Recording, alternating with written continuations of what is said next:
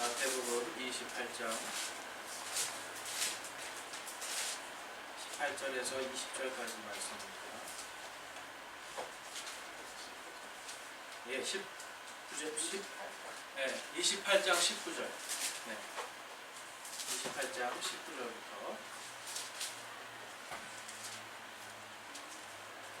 우리 찾으신 분들은 그 자리에 일어나셔서 우리 함께 마태복음 28장 19절에서 20절까지 말씀을 한 절씩 교독해 올려드리겠습니다.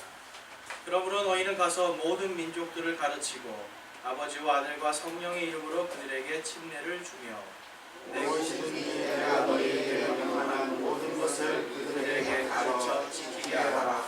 보라, 내가 세상의 끝까지 항상 너희와 함께 있으라. 아멘. 자리에 앉아주시기 바랍니다. 오늘 저희는 이제 침례 예배로 함께 모였습니다. 여러분, 이제 침례라는 게 생소하신 분들도 있고 또 침례를 받아보신 분도 계시는데, 이 침례라는 것이 여러분, 이 예수님께서 교회에게 명령하신 두 가지의 큰 행사가 있어요. 첫 번째는 뭐냐면 주의 만찬이에요. 우리가 잘 아는 성만찬이라고도 하죠. 예수님께서 직접 말씀하셔서 우리가 주의 만찬이라고 합니다. 그리고 두 번째가 바로 오늘 하는 침례입니다. 그래서 이 침례 그리고 주의 만찬, 이 모든 것들이 여러분 예수 그리스도께서 우리를 위해서 십자가에 달려 죽으시고 묻히신 뒤에 다시 살아나심을 우리에게 실제로 보여주시는 하나님께서, 이걸 이제 영어로는 데몬스트레이션이라고 하는데요. 여러분 이제 우리 상점에 가면 사람들이 어떤 것들을 막 해서 막 보여주는 거 있잖아요. 이 물건은 어떻습니다 막 하잖아요. 하나님께서 침례를 통해서 예수님의 죽으심과 부활을 그대로 보여주십니다. 그래서 여러분, 이 침례라는 것, 여기에는 가장 중요한 것들이 5가지의 요소가 있습니다. 그래서 오늘은 이 5가지 요소에 대해서 한번 살펴볼 거고요. 그 다음에 여러분, 침례에 대해서 우리가 생각해 볼 것이 또 무엇이 있냐면, 이 침례를 받음을 통해서 우리가 새롭게 거듭나는 삶을 살아야 된다는 거예요. 보는 사람도 내가 다시 한번 예수 그리스도의 보혈과 부활하심을 생각하고, 받는 분들도 예수께서 나를 위해 죽으시고 다시 부활하신 그 은혜를 생각해 보는 거예요. 그래서 교회는요, 사실 날마다 침례가 이어지면 가장 좋습니다. 그래서 여러분들 언제든지 이 침례를 받고 싶은 분들은 침례를 요청하시면 감사하겠고요. 또 이제 어떤 분들은 이렇게 생각하시는 분도 있어요. 침례를 받으면 예수님처럼 진짜 막 성령님이 막 내려와주고 머리 위에 뭐가 막 빛이 번쩍번쩍하고 막 뭔가 막 굉장히 막 마음속에서 막 좋은 이런 일들이 일어날 거라고 막 생각을 하시는 분들이 있어요. 근데 여러분들께서 그것을 느끼셨을지 모르지만, 여러분들이 예수님을 나의 주 나의 하나님으로 믿는 그 순간 여러분 안에 성령께서 이미 임하시는 거예요. 성령께서 이미 임하셔서 내가 입술로 고백하는 순간 내 마음이 탁 열리는 거예요. 여러분, 우리가 이 아담과 이브가 하나님 앞에 죄악을 저지르고 하나님과의 관계가 끊어져요. 그러면서 우리의 영은요, 하나님을 볼 수도 없고 하나님과 이야기할 수도 없는 상태가 돼요. 그런데 성경에 보면 구약에 이 하나님의 대언자들이 언제 하나님과 직접 이야기를 하게 됩니까? 성령께서 그들에게 임하였을 때. 여러분, 우리 신약 시대에는요, 우리가 예수 그리스도를 믿는 그 순간 성령님이 우리 안에 내주하시면서 우리에게는 하나의 구약 시대의 성도들이 가지지 못했던 하나의 엄청난 특권이 있어요. 그게 뭔지 아세요, 여러분? 하나님께 직접 대화할 수 있다.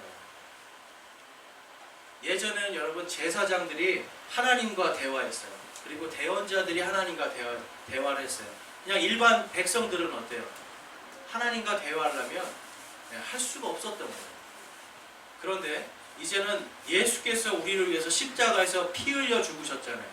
옛날에는 하나님께 가려면 거룩해지기 위해서 어린 양을 죽여서 피를 바르고 속죄함을 받고 그 다음에 하나님께 갈 수 있었는데, 지금은 예수님께서 우리 대신 십자가에서 피 흘리시고 그 피를 뿌림으로 인하여서 이제는 누구든지 예수 그리스도를 믿는 모든 사람에게 하나님께 직접 갈 수 있는 의롭다, 거룩다, 거룩하다 여김받을 수 있는 성도로서 불러주시는 거예요.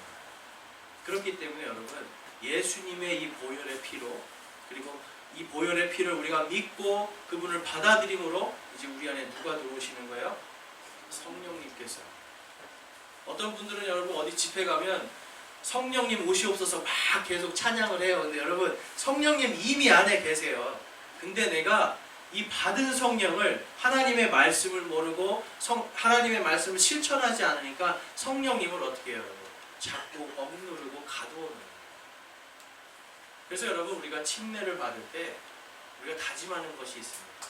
내가 살아도 주를 위해서, 죽어도 주를 위해서 살겠습니다 라는 다짐을 해요. 그것도 교회 앞에서. 왜 그렇습니까, 여러분? 내 안에 들어오신 그 성령께서 나를 인도하시는 대로 내가 그분과 함께, 내가 살아도 그분과 함께, 죽어도 그분과 함께 살겠다고 하는 그 깊은 은혜와 약속을 침례를 통해서 내가 몸으로 보여줍니다. 여러분, 그렇기 때문에 오늘 침례 받는 이 세 분을 위해서 여러분들께서 오늘 침례 받으면 이제 모든 게 다 끝나나요? 이제 시작이에요. 여기 한번 보세요, 여러분. 태어났을 때 이후로 처음 하얀 포대기를 입으셨을 거예요. 네, 이제 막 태어나시는 분들이에요. 그래서 우리가 여러분들 이 침례 받는 분들, 여러분들께서 생각나실 때마다 기도하면서 정말 믿음이 잘 자랄 수 있도록, 그리고 앞에서 침례 받을 때 가지고 있었던 그 마음들, 정결한 마음들, 그리고 또 하나님 앞에 내가 살아도 주를 위해서, 죽어도 주를 위해서 살겠다고 하는 그 다짐들이 날마다 생각나면서 하나님의 말씀이 이끌어 나갈 수 있도록, 예수 그리스도의 구원의 은혜가 이끌어 나갈 수 있도록 그렇게 기도해 주시면 감사하겠습니다. 자, 오늘 이제 성경적인 침례의 원리란 무엇인가에 대해서 좀 한번 살펴보기 원하는데요. 자, 여러분, 이제 성경적인 침례의 원리를 보면요, 제일 먼저 합당한 자격입니다. 여러분, 어떤 사람이 침례를 받을 수가 있습니까? 어떤 사람이? 학습 이런 거 받으면 침례 받을 수 있어요? 교육받고 이러면? 아닙니다. 침례는 예수 그리스도를 나의 주, 나의 하나님으로 믿고 고백한 모든 사람이 그 즉시로 받을 수 있는 거예요. 여러분, 성령님이 즉시로 오는 거예요. 그래서 우리는 성령 침례라는 것이 그냥 우리가 단순히 예수 그리스도를 믿는 그 마음을 가질 때에 성령 침례가 임한다는 걸 여러분들이 아시기 바랍니다. 성령 침례를 받고 구원을 받고 구원의 확신을 가진 사람이 바로 침례를 받을 수 있는 자격이 됩니다. 그렇기 때문에 여러분, 요한복음 3장 16절에 보면 이렇게 말씀합니다. 하나님께서 세상을 이처럼 사랑하사 자신의 독생자를 주셨으니 이것은 누구든지 그를 믿는 자는 멸망하지 않고 영존하는 생명을 얻게 하려 하심이라. 여러분, 영존하는 생명을 주시는 거예요. 이 영존하는 생명이라는 게 어떤 생명입니까, 여러분? 죽어서 여러분, 우리의 영혼이 죽어요? 우리 영이 죽고 혼이 죽어요? 영과 혼은 죽지 않아요. 무엇이 죽습니까? 우리의 육신이 죽어요. 예수님께서 여러분 십자가에 달려 죽으시고 다시 부활하실 때에 육신으로 부활을 하시는 거예요. 왜 그렇습니까, 여러분? 너희에게 이 영원한 생명, 육신으로도 앞으로 예수께서 다시 오실 때에 부활한 몸으로 아프지도 않고 슬프지도 않고 괴롭지도 않고 언제나 예수 그리스도의 영광 가운데, 하나님의 영광 가운데 살 수 있는 영원히 존재하는 영존하는 부활의 몸을 주시겠다고 약속하시는 거예요. 요한복음 3장 16장은 여러분 영혼의 구원에 대한 이야기 플러스 거기에 우리의 육신이 완전히 죽지 않는 몸으로 예수님과 같이 부활한 영광의 몸으로 영존하는 생명을 갖게 될 것을 보여주시는 거예요. 그렇기 때문에 여러분, 침례는 어떤 거예요, 여러분? 예수님과 함께 죽고 예수님과 함께 다시 살아나는데, 이 사람은 어떤 생명을 갖는 사람입니까? 영존하는 생명. 육신이 여러분 나이가 먹고 또한 병들어서 죽을 수 있어요. 근데 예수님께서 뭐라고 약속하셨어요? 성경에서 뭐라고 약속하셨어요? 주께서 다시 오실 때 나팔 소리가 울릴 때에 예수 그리스도를 믿고 잠자던, 예수 그리스도를 믿고 먼저 죽었던 성도들이 다 일어나고 무덤 속에서 다 일어나는 겁니다. 그리고 살아서 주님의 그 나팔 소리를 듣는 우리도 순식간에 눈 깜짝할 사이에 전부 다 어떻게 호련히 변하는 거예요. 영광스러운 거예요.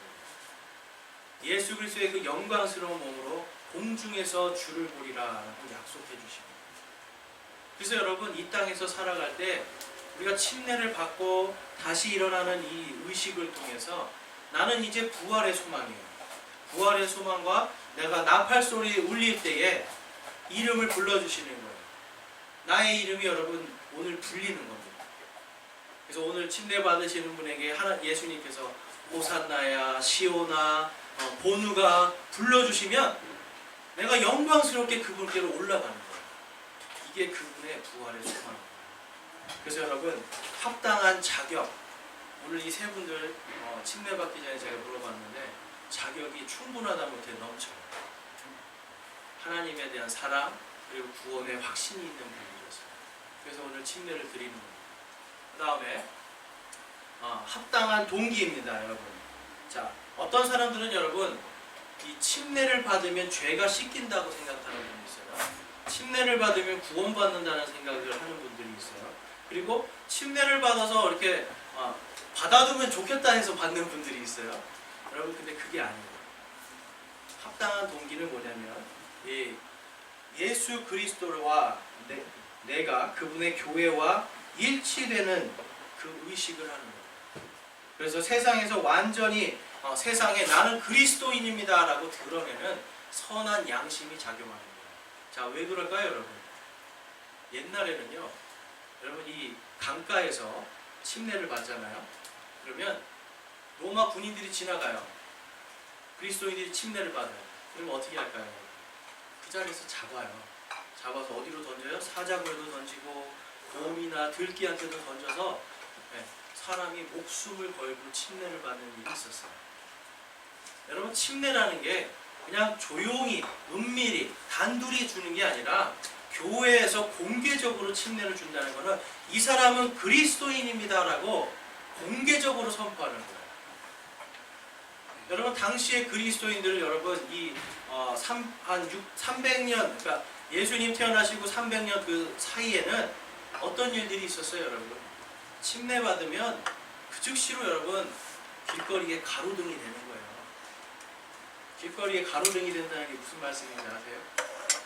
나무에다가 묶어놓고 기름칠하고 밤 되면 밤새도록 가로등으로 태우는 거예요. 여러분 사람을 그렇게 죽였어요. 특별히 누구를? 그리스도를. 여러분 침례 받는다라는 거는 내가 예수 그리스도와 함께 죽고 예수 그리스도와 함께 살고 그분을 위해 죽고 그분을 위해 살겠습니다라는 거는 여러분 목숨을 거는 믿음이에요. 우리는 그냥 단순히 그냥 침례를 받는다라는 생각을 하지만 침례는요, 여러분 그분과 함께 살고 그분과 함께 죽을 수 있는 믿음을 갖는 거예요. 오늘 이 침례를 받는 분들 갑자기 막 얼굴이 심각해지시는데요, 여러분. 한번 깊이 생각해 보시라는 거예요. 오늘날은 그런 일이 없겠지만 예전에는 그랬다라는 거예요. 그래서 여러분 그 당시에는 침례를 받겠다는 사람은 어떤 사람들이에요? 구원받은 사람들이 구원받음을 통해서 내 선한 양심으로 내가 보여주는 거예요. 나의 선한 양심이 작용하여서 내가 예수 그리스도와 그리고 그분의 교회와 일치됨을 보여주는 것이 바로 침례에 합당한 동기입니다. 그래서 여러분 이제 로마서 6장 7절에 보면 이런 말씀이 있어요.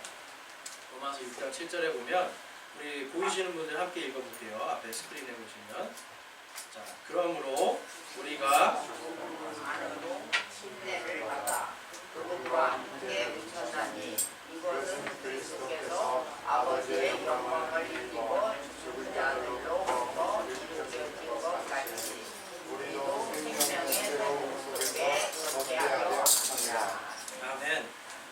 우리가 여러분 예수 그리스도의 죽음 안으로 침례를 받는 거예요. 여러분 죽음 안으로 봐서 그분과 함께 묻혔다가 그리고 이것이 그리스도께서 아버지의 영광을 입어서 죽은 자들로부터 다시 살아난 것처럼 이제 우리도 영광스럽게 그분과 함께 일으켜지는 것이 바로 침례입니다. 그러니까 여러분 이 침례라는 게 그냥 단순히 여러분 생각해 보실 때 그냥 우리가 예수님을 믿고 구원받았습니다. 교회에서 침례 받으시면 어떻겠습니까? 해서 받는 게 했을 때 내가 받겠습니다라는 것도 하나님께서 주시는 마음이에요.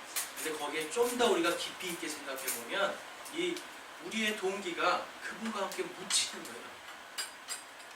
여러분, 나는 그냥 죄인입니다라는 거 그냥 그대로 인정하셔야 돼요. 우리가 죄인임을 인정하지 못할 때 우리 마음속에 뭐가 들어와요, 여러분? 교만이 들어오고요, 슬픔이 들어오고, 여러분 우울함이 들어와요. 여러분, 사람이 왜 화가 나는 줄 아세요? 왜 화가 나는 줄 아세요?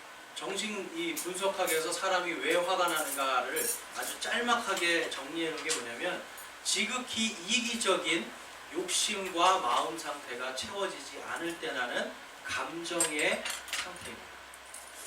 여러분, 지극히 이기적인 욕심과 어떤 마음이 채워지지 않을 때 나타나는 게 화예요. 여기 화병 걸린 분 계세요? 네. 화병, 예, 침례 받으심으로 없어지길 원합니다. 네. 여러분, 우리가 나는 그냥 죄인입니다를 그냥 인정하는 거예요. 나는 그냥 죄인입니다, 하나님. 나는 어떤 사람이 아니라 하나님 앞에서 주님, 저는 죄인입니다.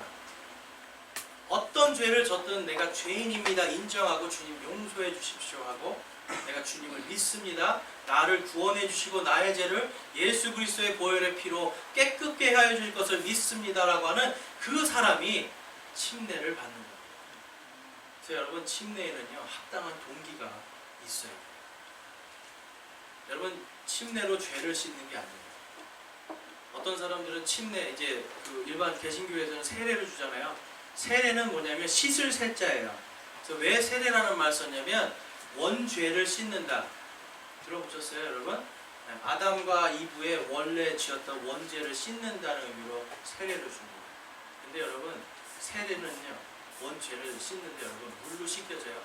죄가 아니에요. 오로지 예수 그리스도의 피로만 씻겨질 수 있는 게 우리의 죄입니다. 그렇기 때문에 여러분, 합당한 자격, 구원받은 자와 합당한 동기, 하나님께서 주신 명령에 순종하여서 교회 앞에서 내가 나의 믿음을 드러내는 겁니다. 그 다음에 합당한 재료입니다. 여러분, 합당한 재료는 무엇을 받을까요, 여러분? 물로 받는 거예요. 얼마 전에 그 신문을 봤는데, 그 군대 다녀오신 분들은 알겠지만 이제 유격 훈련할 때 이렇게 나무를 이렇게 딱 타가지고 물 웅덩이를 이렇게 싹 넘어가는 게 있어요. 상상이 좀 잘 안 되시죠? 이렇게 걸어가지고 웅덩이를 이렇게 싹 넘어가는데, 요즘 옛날에는 그 웅덩이 이제 못 넘어가가지고 막 박히고 막 다 더러워지고 막 그랬거든요.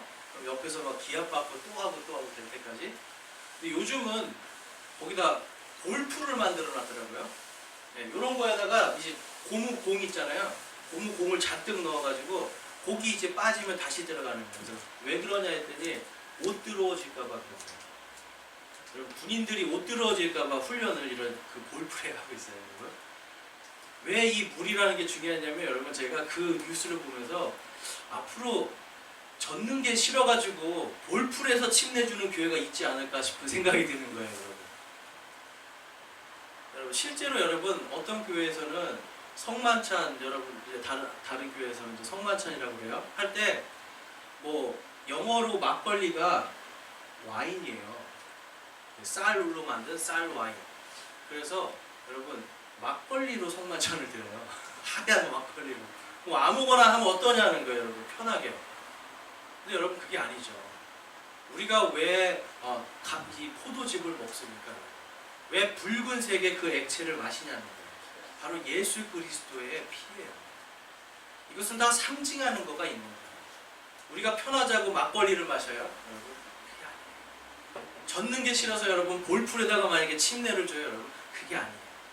물로, 반드시 물로, 물속으로 완전히 잠김으로써 내 자신이 장사되어지는, 땅속에 묻히는 것을 직접적으로 보여주는 거예요. 그것이 바로 이제 합당한 재료입니다.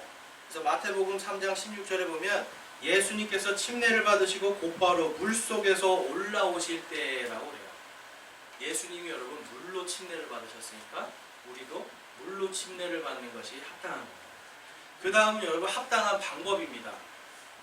자, 합당한 방법은요, 여러분, 온몸이 충분한 물에 잠기는 침수례의 방법을 말합니다. 여러분, 이 침례라고 하는 거에는요 세 가지가 있어요. 하나는 뭐냐면 관수례가 있어요. 이거는 이제 천주교에서 주로 하는 거예요. 관수례는 뭐냐면 이렇게 바가지 같은 걸로 물을 떠서 머리에다가 부어주는 게 관수례예요. 이제 일반적으로 유아세례라는 거 하잖아요. 이 천주교에서. 그러면 천주교에서는 이렇게 물을 떠서 머리에다가 바가지로 부어줍니다. 아이를. 그리고 이제 일반적으로 개신교에서는 어떻게 합니까, 여러분? 이제 물을 찍어서 이렇게 적셔주죠. 이거는 적수례예요. 뿌리는 적수례. 그 다음에 하나는 물 속에 완전히 잠기는 침수례가 있습니다. 근데 여러분, 예수님께서 명령하신 게 무엇일까요? 예수님께서 명령하신 건 침례예요. 세례는 아픈 사람들, 병상에 누워서 침례를 받지 못하던 사람들에게 임시로 약식으로 주던 게 세례였어요. 그런데 이것이 나중에 로마 카톨릭이 받아들이면서 지금 전 세계적으로 침례는 근데 사실 여러분 침례 교회가 제일 많고요. 전 세계적으로 침례를 주는 교회가 제일 많습니다. 근데 이제 우리나라만 좀 특별하게 세례를 주는 교회가 많아요. 자, 우리 침례에 대해서 한번 보겠습니다. 자, 마태복음 3장 16절입니다. 예수님께서 침례를 받으시고 곧바로 물속에서 올라오실 때에, 여기에서 보면 이 곧바로는 right away라고 해서 이렇게 똑바로 올라온다는 거예요. 그러니까 물속에 들어갔다가 지금 똑바로 예수님이 지금 올라오시는 거예요. 그때에 보라, 하늘이 그분께 열리며 또 하나님의 영께서 비둘기같이 내려 자기 위에 내려앉은 것을 그분께서 보시더라라고 이야기합니다. 여러분, 예수님께서도 물속으로 완전히 들어갔다가 그대로 올라오시는 침례를 받으셨어요. 이 침례 요한이 여러분 준 침례는 무조건 물속으로 들어가는 겁니다. 그래서 지금도 이 요르단강 거기에 가면은 옛날에 침례 요한이 주던 침례하는 장소가 있어요. 거기 가면 사람들이 물을 뿌리거나 바가지로 부을까요, 여러분? 안 그래요. 무조건 들어가는 거예요.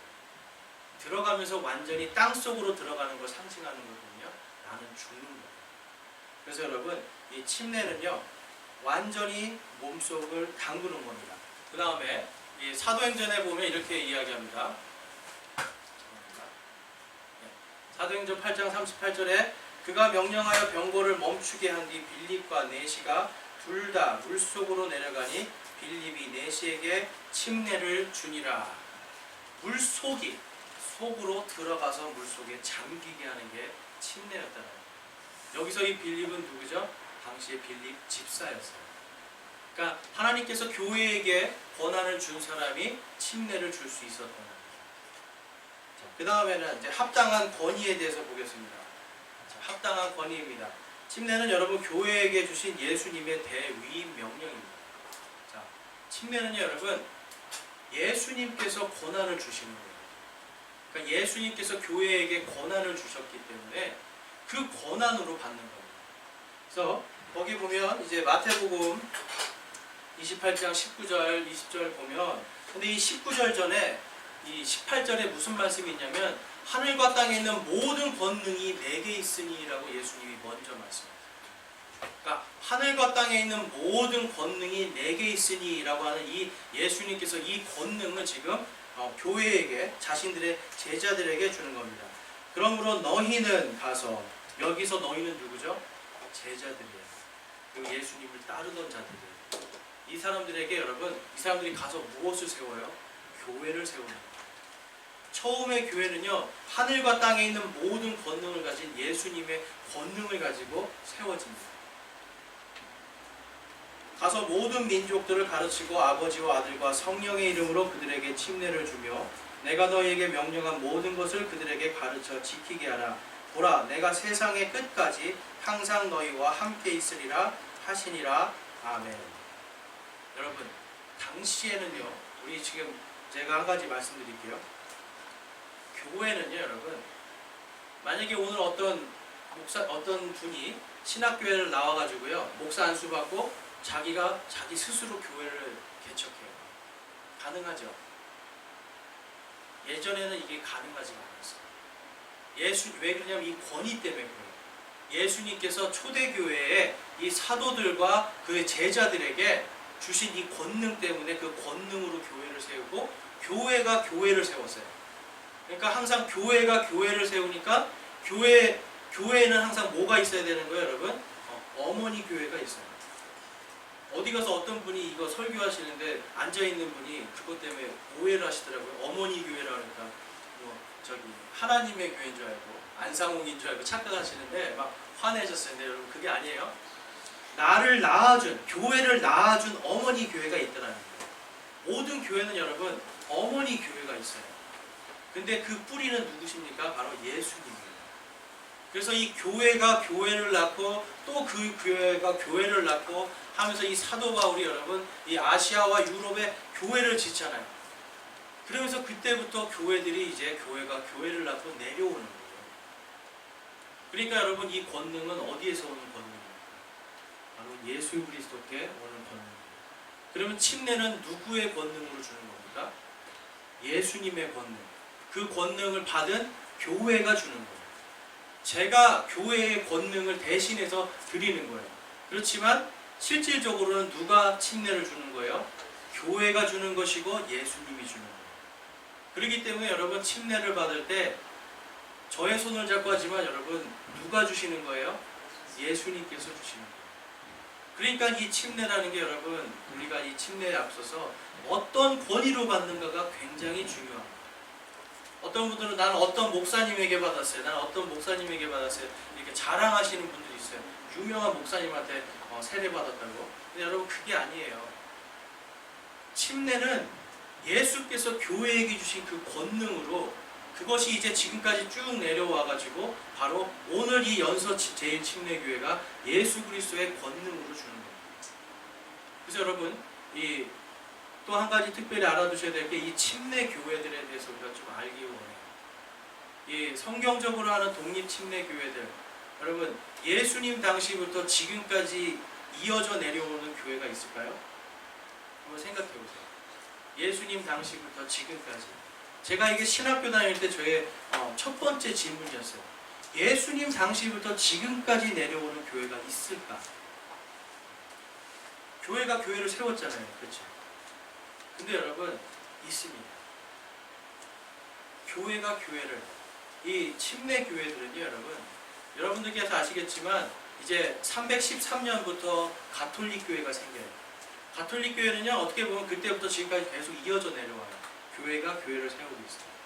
그런데 그때부터 이 침례 교회는 어떻습니까? 너희들이 특별히 왕의 명령에 따라서 교회를 운영하고 하나님의 말씀이 아니라 다른 것으로 교회를 운영하고 예수님께서 교회에게 명령하신 침례를 주지 않고 아무도 이 세상에서 그 전까지는요 여러분 갓 태어난 아이에게 침례를 주지 않았어요. 그런데 가톨릭 교회가 생기면서 유아 세례라는 걸 주고 그때는 여러분 유아 침례를 줬습니다. 어린아이들을 물속에 담궜어요. 이런 유아 침례를 주고 하는 것들에 대해서 성경이 없기 때문에 반대하면서 죽임당한 사람들이 있어요. 그 사람들의 역사를 쭉 교회사를 보면 지금까지 내려옵니다. 그래서 그 사람들이 여러분 유럽에서 1차적으로 중세 1000년 동안에 약 5천만 명이 죽습니다. 남자만 5천만 명. 어떤 그 가톨릭 주교가 계수한 거로는 약 1억 5천 명입니다. 1억 5천 명이 침례 때문에 죽어요. 그 다음에 종교개혁한다면 여러분 종교개혁한다면 이 장로교를 만든 그 칼빈 그리고 뭐 쯔빙글리 그리고 루터교회 루터 이 사람들이 종교개혁에 성공하니까 어때요? 그 다음에 침례교인들을 또 죽입니다. 왜냐하면 이 사람들도 세례를 주잖아요. 그리고 유아 세례를 주니까 침례교인들이 왜 또 성경적으로 안 하냐? 기껏 가톨릭에서 개혁해서 나왔는데 왜 또 성경적으로 안 하냐 하니까 쯔빙글리 같은 사람은 그래 너네 침례 좋아하지? 침례로 죽어봐라. 그래서 지금도 이 스위스에 가면 큰 호수에는 이곳에서 침례교인들을 죽였다라고 하는 그 표시를 다 해놨어요. 목에, 다리에, 팔에 사슬을 묶고 일렬로 세워서 앞에서 밀어버리는 거예요. 그러면 사슬에 딸려서 주르르 다 들어갑니다. 그렇게 죽였어요. 그러니까 어때요? 살 수가 없죠? 그래서 어디로 도망갑니까? 미국으로 도망갑니다. 그 미국에 있는 침례교회들, 예수님 당시부터 이어진 침례교회들의 그 뿌리 속에서 이제 오늘 이 연서 제1침례교회를 킹스타운 제1침례교회가 이곳에 세워준 거예요. 그래서 여러분 오늘 침례 받으신 분들의 이 침례의 권위는 이 가톨릭의 권위도 아니고요. 예수님께서 처음 세우신 그 초대교회, 그 교회의 예수님의 권위로 오늘 침례를 받습니다. 여러분들 그냥 침례를 그냥 연서 제일 침례교회가 주는구나 라고 생각하지 마시고 예수님께서 세우신 그 교회가 지금까지 교회가 교회를 낳고 교회가 또 교회를 낳아서 2000년 만에 지금 이곳에 한국 땅에서 여러분들이 그 침례를 받으신 거예요. 그리고 또 여기에 성서 침례교회에서 침례 받으신 분들이 있죠.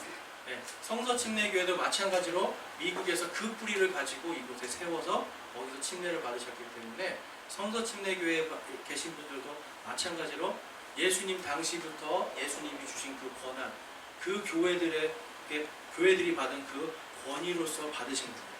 그래서 성서 침례교회에서 침례 받으신 분들도 예수님의 그 신약교회에서 정확하게 받으신 거예요.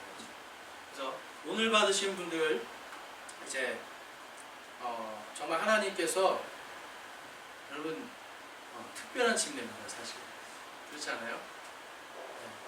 예수님 당시부터 지금까지 쭉 내려온 그 뿌리를 둔 교회에서 침례를 받는다는 것도 참 의미가 있는 거예요. 저희가 잘났다고 하는 게 아니라 그냥 그 의미가 깊다라고 말씀을 드리는 거예요. 그리고 이제 또 하나는 뭐냐면 성경에 보면 다시 침례를 주는 경우가 있습니다. 다시 침례를. 자, 예를 들면 이런 겁니다. 사도행전 19장 3절에서 6절에 보면 바울이 그들에게 이르되 그러면 너희가 무슨 침례를 받았느냐 하니 그들이 이르되 요한의 침례라 하매 이에 바울이 이르되 참으로 요한이 회개의 침례로 침례를 주며 백성에게 말하여 그들이 자기 뒤에 오실 분 곧 그리스도 예수님을 믿어야 한다고 하였느니라 하거늘 그들이 이 말을 듣고 주 예수님의 이름으로 침례를 받으니라 라는 구절이 있어요. 요한의 침례는 뭘까요? 요한의 침례는 구원과는 상관없는 침례를 이야기합니다. 그러니까 내가 구원 받았는지도 모르고 세례를 받고 구원 받았는지도 모르고 침례를 받아요. 그리고 나서 그냥 침례 받고 세례 받고 그냥 난 구원 받았는 줄 알고 있어요. 근데 막상 물어보면 구원의 확신이 있습니까? 구원 받으셨습니까? 그러면 잘 모르겠는데요. 그리고 침례를 받을 때 구원의 확신을 갖고 받았습니까? 그러면 아니요, 잘 모르겠어요. 여러분 침례 아까 제가 동기에 대해서 합당한 자격과 동기에 대해서 말씀드렸죠. 이 합당한 자격과 동기에 맞지 않게 받은 침례 그것이 바로 요한의 침례예요. 그래서 사도 바울이 다시 침례를 줍니다. 그래서 이제 오늘 그 두 분은 세례를 받았잖아요, 그렇죠? 그렇지만 그 받을 때의 구원의 확신, 내가 정말 그리고 합당한 방법이나 이런 것들을 받지 않았기 때문에 우리가 다시 침례를 드리는 거예요. 그래서 여러분들께 어떤 분들은 이렇게 얘기해요. 아니 내가 세례를 받고 했는데 왜 또 받아야 돼? 막 이렇게 생각하시는데 그게 아니라는 거예요. 내가 정말 구원받고 구원받은 자로서 내가 받지 않았을 때는 그것이 요한의 침례가 됩니다. 그래서 오늘 두 분은 제 침례를 받으시는 거고 한 분은 이제 예수님을 믿고 구원받음으로 침례를 받게 되는 거예요. 그래서 이제 오늘 여러분 이 침례의 5가지 원리를 들어보시니까 어떠세요? 별거 아닌 줄 알았는데 별거가 맞죠, 여러분? 예수님의 권위가 살아서 우리가 눈으로 볼 수 있게 해주는 게 바로 침례예요. 그래서 제가 오늘 침례의 이 5가지 원리를 여러분께 말씀드렸습니다. 여러분들 침례에 대해서 다시 한번 생각해 보시고 제일 중요한 건 예수님의 보혈과 부활하심이에요. 그것이 우리 안에 살아있는 것이 중요합니다. 그래서 여러분들 안에 예수님의 보혈의 능력과 그 은혜와 그리고 부활의 참된 소망이 여러분 안에서 날마다 넘치면서 기쁨과 소망이 함께하기를 주님의 이름으로 축원합니다. 아멘.